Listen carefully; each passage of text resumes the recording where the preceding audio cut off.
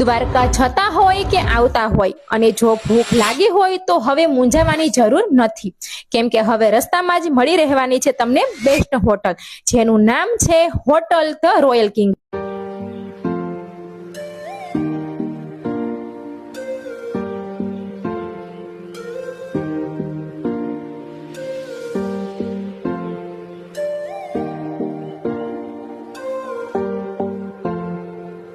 અહીંયા મળશે તમને સાઉથ ઇન્ડિયનનો ઓથેન્ટિક સ્વાદ, ચાઇનીઝનો સ્પાઇસી અને ક્રિસ્પી સ્વાદ, મનપસંદ પંજાબી ડીશ અને કાઠિયાવાડી ઘર જેવું પરંપરાગત જમણ.